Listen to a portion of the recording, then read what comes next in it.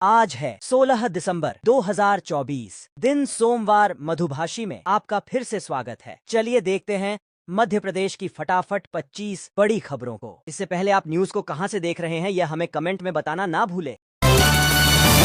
छतरपुर के बुलवारा गांव में दुल्हन ने सुहागरात पर दूल्हे को नशीला दूध पिलाकर बेहोश किया और 4 लाख रुपए के गहने चुराकर भाग गई। वर पक्ष ने बिचौलिए को 1.5 लाख रुपए दिए थे।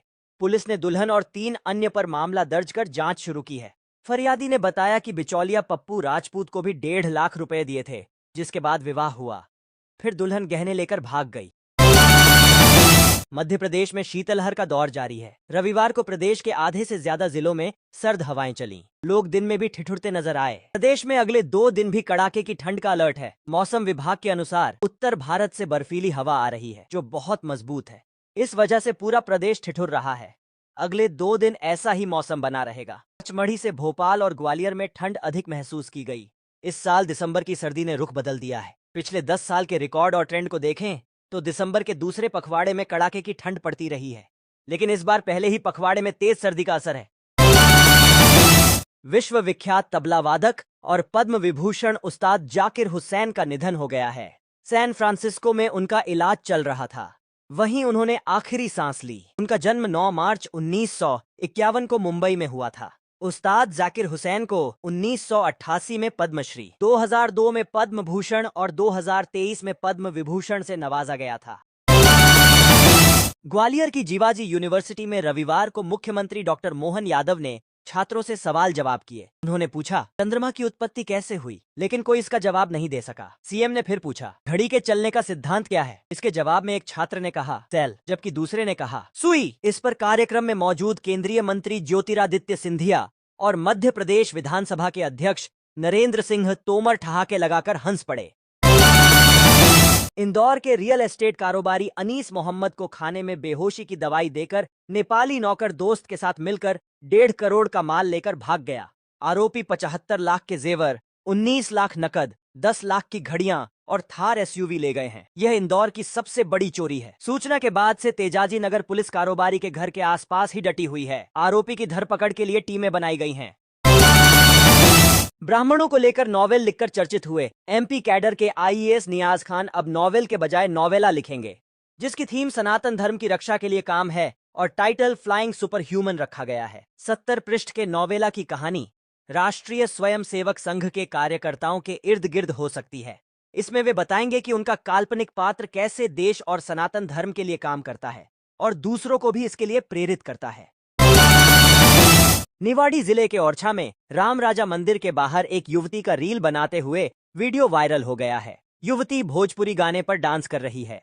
यहां आए कई भक्तों ने इस पर आपत्ति जताई है। उन्होंने प्रशासन से युवती के खिलाफ कार्रवाई की मांग की है। पुलिस ने कहा है कि वे वीडियो की जांच कर रहे हैं और कार्रवाई की जाएगी। सोमवार से शुरू हो रहे मध्य प्रदेश विधानसभा के शीतकालीन सत्र के पहले ही दिन कांग्रेस विधानसभा घेराव करने जा रही है। इसमें कांग्रेस के सभी विधायकों के साथ दिग्गज नेता और कार्यकर्ता शामिल होंगे। दावा किया जा रहा है कि विधानसभा घेराव में प्रदेश भर से करीब 50,000 कार्यकर्ता शामिल होंगे। मुख्यमंत्री मोहन यादव को 13 जनवरी से 26 फरवरी तक चलने वाले प्रयागराज महाकुंभ 2025 के लिए आमंत्रित किया गया है। मुख्यमंत्री यादव को उत्तर प्रदेश के जल शक्ति मंत्री स्वतंत्र देव सिंह और उद्यान एवं कृषि विपणन राज्य मंत्री दिनेश प्रताप सिंह ने मुख्यमंत्री निवास स्थित समत्व भवन में सौजन्य भेंट कर गंगा जल का कलश और प्रयागराज महाकुंभ का निमंत्रण पत्र भेंट किया। प्रसिद्ध बैगा चित्रकार पद्मश्री जोधियाबाई बैगा का निधन हो गया। उम्र और स्वास्थ्य संबंधी समस्याओं के कारण उनकी हालत गंभीर थी। उनकी कला ने आदिवासी कला को वैश्विक पहचान दी। यह कला जगत के लिए एक बड़ी क्षति है। क्राइम ब्रांच इंदौर ने फॉरेक्स मार्केट में निवेश के नाम पर करोड़ों रुपए की ठगी करने वाली अंतर्राज्यीय गैंग के एक और सदस्य को गिरफ्तार किया है। अब तक इस मामले में गैंग के कुल 5 आरोपी नागपुर, रायपुर, सूरत और भरूच से गिरफ्तार किए जा चुके हैं। हाल ही में पकड़ा गया आरोपी हीरेन पटेल गैंग का सक्रिय सदस्य है, जो फर्जी बैंक खातों का इस्तेमाल कर ठगी की रकम दुबई में गैंग के सरगनाओं तक पहुंचाता था। उज्जैन महाकालेश्वर मंदिर में रविवार को फिल्म अभिनेत्री पवित्रा पुनिया ने भगवान महाकाल का दर्शन पूजन कर आशीर्वाद लिया। पवित्र सुबह होने वाली भगवान महाकाल की भस्म आरती में भी शामिल हुई। उन्होंने कहा कि बहुत पहले से तमन्ना थी कि भगवान महाकाल का दर्शन कर आशीर्वाद लूं। बाबा ने बुला लिया। मंदिर की व्यवस्थाएं अच्छी हैं, बहुत अच्छे से दर्शन हुए हैं।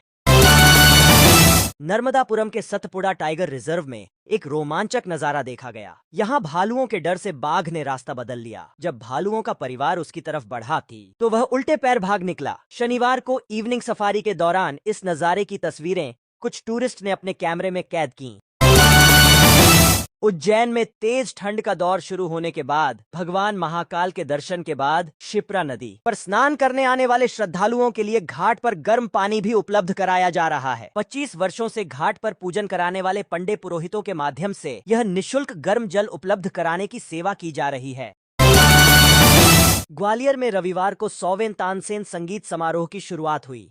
इस अवसर पर 546 कलाकारों ने 9 शास्त्रीय वाद्य यंत्रों पर राग मल्हार, मियां की तोड़ी और दरबारी कान्हड़ा का सामूहिक वादन कर गिनीज वर्ल्ड रिकॉर्ड बनाया। मुख्यमंत्री मोहन यादव ने कहा कि यह प्रस्तुति संगीत सम्राट तानसेन को सच्ची श्रद्धांजलि है और भारतीय संस्कृति में संगीत का विशेष महत्व है। महर्षि पतंजलि ने मानव शरीर में प्राणों की चेतना का उल्लेख किया है और संगीत इन प्राणों में जागरण करती है। एमपीपीएससी की राज्य पात्रता परीक्षा सेट 2024 रविवार को दोपहर 12 बजे से 3 बजे तक चली। इस परीक्षा के लिए आयोग ने कुल 17 संभागीय पर्यवेक्षकों की नियुक्ति की थी। पूरे एमपी की बात करें तो 1,21,000 अभ्यर्थियों ने परीक्षा दी। 12 शहरों में परीक्षा के लिए 323 केंद्र बनाए गए। फिल्म अभिनेता सलमान खान को लॉरेंस बिश्नोई गैंग से मिल रही धमकियों से परेशान जबलपुर के दमोह नाका में रहने वाले उनके जबरा फैन समीर कुमार जबलपुर से दिल्ली तक साइकिल से यात्रा करने के लिए रवाना हुए हैं ताकि वे प्रधानमंत्री नरेंद्र मोदी से मिल सकें। मध्य प्रदेश में पत्नियों द्वारा प्रताड़ित 2,500 पुरुष हर महीने सेव इंडियन फैमिली की सहयोगी संस्था भाई से मदद मांगते हैं। एक साल में यह आंकड़ा करीब 25,000 हो जाता है। मदद मांगने वालों में आईएएस, आईपीएस से लेकर ओला ड्राइवर तक शामिल हैं। संस्था के पदाधिकारियों के मुताबिक ज्यादातर शिकायतें मेंटेनेंस और घरेलू प्रताड़ना के मामलों से जुड़ी होती हैं। खंडवा में ग्रामीण आजीविका मिशन के माध्यम से स्व सहायता समूह से जुड़ी जिले की महिलाओं ने साक्षर होकर आत्मनिर्भरता की ओर अपने कदम बढ़ाए हैं। इस मिशन के तहत जिले में 8,740 समूह संचालित किए जा रहे हैं। इनमें करीब 1 लाख से अधिक महिलाओं ने जुड़कर स्वयं का रोजगार स्थापित किया है। इटारसी में चाइनीज मांझे से एक युवक घायल हो गया। पुलिस ने चेतावनी दी है कि चाइनीज मांझे की बिक्री और उपयोग प्रतिबंधित है और इसे जब्त करने की प्रक्रिया शुरू की जाएगी। टीआई गौरव सिंह बुंदेला ने कहा कि इस लापरवाही से जान का जोखिम है और मामले को गंभीरता से लिया जा रहा है। जल्द ही पटवा बाजार और मोहल्लों में बिक रहे मांझे को जब्त किया जाएगा।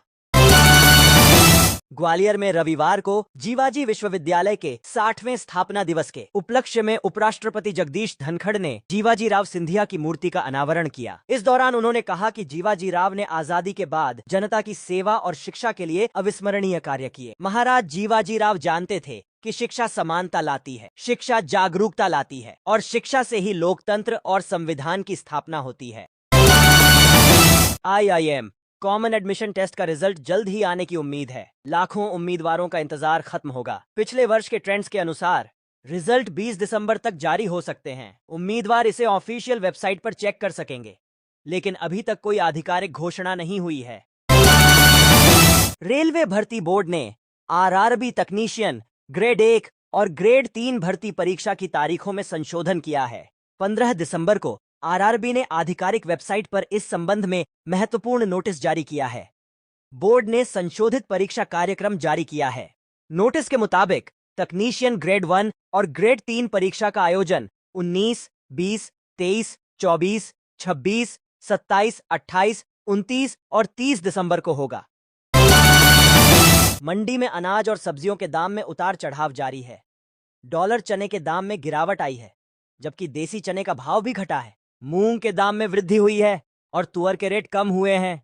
गेहूं के दाम में कल 200 रुपए की मंदी थी, आज इसमें 50 रुपए की कमी आई है। सोयाबीन में 300 रुपए की बढ़ोतरी हुई है, जो अब 3900 रुपए पर पहुंच गया है। डॉलर चने में पिछले दिन 300 रुपए की गिरावट आई थी, आज इसमें 200 रुपए की और कमी आई है। देसी चने के रेट में कल 700 रुपए की बढ़ोतरी थी, लेकिन आज इसमें 1600 रुपए की गिरावट देखी गई है। सीएम मोहन यादव ने कहा है कि प्रधानमंत्री नरेंद्र मोदी के नेतृत्व में विश्व की पहली नदी जोड़ो परियोजना आकार लेने जा रही है। यह उनके द्वारा देश को दी गई एक बड़ी सौगात है। सौभाग्य की बात है कि इससे मध्य प्रदेश लाभान्वित होगा और ग्वालियर अंचल को एक नहीं बल्कि दो दो परियोजनाओं का लाभ मिलेगा। केन बेतवा लिंक परियोजना का अनुमानित बजट 1 लाख करोड़ रुपए है।